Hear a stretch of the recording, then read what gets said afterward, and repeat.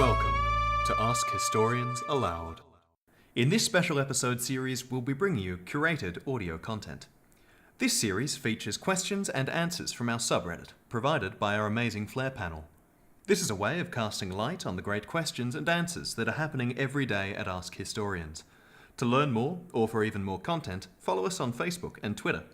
Please also check out the Patreon, which goes towards supporting this endeavor. Hello, this is lcnielsen reading for Ask Historians Aloud. I'm going to address today a question by XXX and noob pwn R69XXX. I don't know how you pronounce that.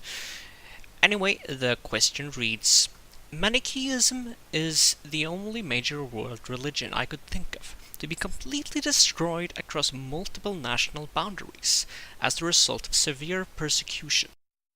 What about Manichaeism was so terrifying to every single polity in late antiquity that caused such persecution? I'm going to restrict my answer to Iran mainly, because that's where I have knowledge. Much could be added on its status in China and Europe and so on. But I'm going to address the origins and the rise and fall of Mani and the relationship between Manichaeism and Zoroastrianism. Mani, the eponymous prophet, was born in Mesopotamia in 216. He died 277. He is said to be of Parthian descent, which doesn't really tell us much. It could almost mean anything. It could mean Armenian or actually Parthian or claiming descent from the Arsacids. According to one of the primary sources, the Cologne Mani Codex, he was introduced to a Judeo-Christian sect, the Elkassites. There were lots of these various Jewish, Christian, Jewish sects in Mesopotamia. He was introduced to these by his father, who is some. He was also acquaintanced with the Zoroastrian tradition through his Armenian mother, according to some sources, and at age 24. He left the Elkassites and decided to start his own religious movement. Now, Mani was able to gain the ear of Shapur I, who came to power in 241-42 AD. Mani preached his ideas to Shapur, principle of light and darkness, and the three times, a beginning, a middle, and an end. These are quite recognizable as ideas rooted in Orthodox Zoroastrianism. We live in a middle period. It's after the period of creation, but before the final struggle of the end times, so to speak. Mani was, for these reasons, able to sell this as a reform of Zoroastrianism, while also noting that it would be inclusive of other religious movements. It's useful to note that this is before the Avesta, the sacred scriptures of Zoroastrianism, is likely to have been written down a few hundred years before, maybe, which meant that it was an oral tradition. And there was, of course, a lot of orthodoxy, but there was also a certain degree of fluidity in what could be acceptable and what couldn't. The hope was that this new teaching could unite Zoroastrians, Christians, even Buddhists, who had been under a common faith. So under Shapur's 30 years of rule, Manichaeism flourished. That's essentially why it was able to gain such a wide and lasting following, because Shapur reigned for a long time. And it was this changed with the ascent of Hormuzd I. Hormuzd also favored Mani, but during his reign, a Zoroastrian cleric by the name of Kurdir was gaining influence. And under the successor to Hormuzd, Waram, Hormuzd did not reign for very many years, Kurdir, who had been named Mu'abadan, the priest of priests, he was able to implement his reforms to strengthen Zoroastrianism's standing in the realm against Manichaeism. And thankfully there is actually a record from Kurdir where he explains his deeds in an inscription in Naqsh-e-Rostam. And the creed of Ahriman and the Devs was driven out of the land, and the pride of credence, and Jews and Buddhists and Brahmins and Aramaic and Greek-speaking Christians and baptizers and Manichaeans were assailed in our land, and images were overthrown, and the dens of demons were thus destroyed, and the places and abodes of the Yazads were established. The Yazads in this case are Zoroastrian divinities in general. Anything from essentially fire personified to Mithra or Ahura Mazda. So, at some point, Mani faced an interrogation in the court of Waram. It's possible that he was actually confronted by Kurdir, who might have acted as a chief inquisitor, essentially.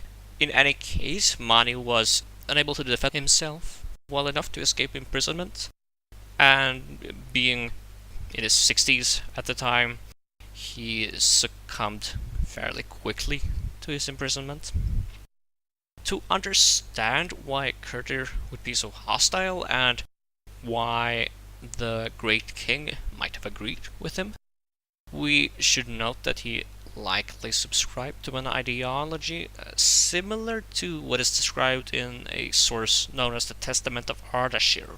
Know that kingship and religion are twin brothers, none of which can be maintained without the other, for religion is the foundation, and kingship and possession of the foundation has more claim than possession of the pillar.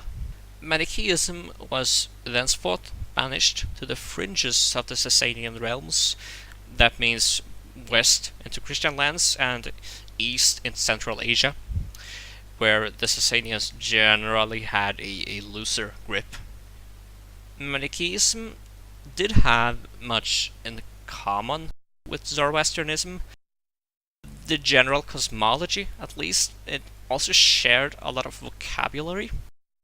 But it's actually hard to tell how much of this was genuine familiarity in the case of Mani, and how much was essentially appropriation or just dressing his ideas up in terms that would be appreciated in the court of Shapur. One aspect that clearly distinguishes Manichaeism and makes it more similar to Buddhism and Christianity in some respects is that man has a divine soul, but the body is not divine. It's not a divine creation in God's image or anything like that. It's instead caused by a demoness by the name of Az, related to Azi, a serpent in Zoroastrianism, who is described as a primeval seductress, essentially. And from this you get some sort of general misogyny, general negative view of sexuality, and an aversion to pleasure of the material world. So essentially a somewhat ascetic view. Again, perhaps the Buddhist influence is most obvious here.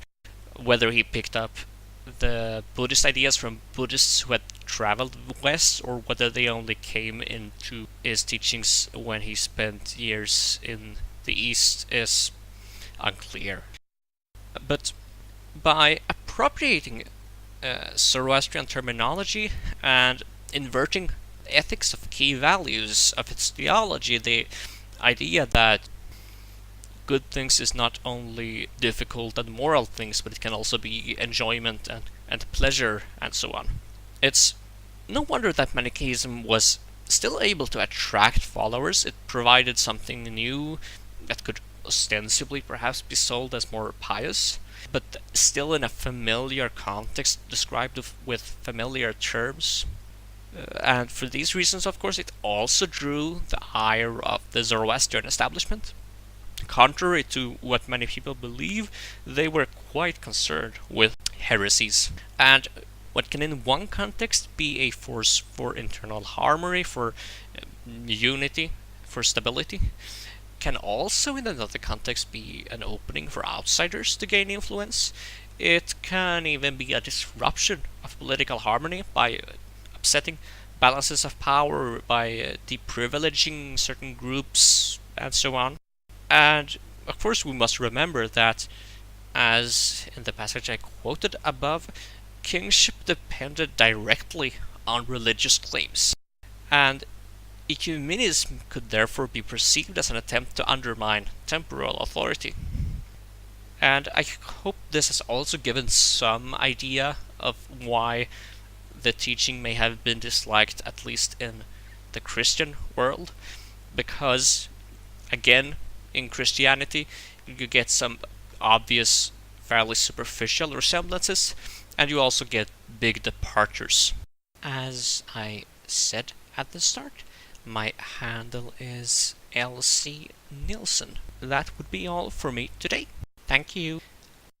You've been listening to the Ask Historians podcast. Please support us at patreon.com/askhistorians.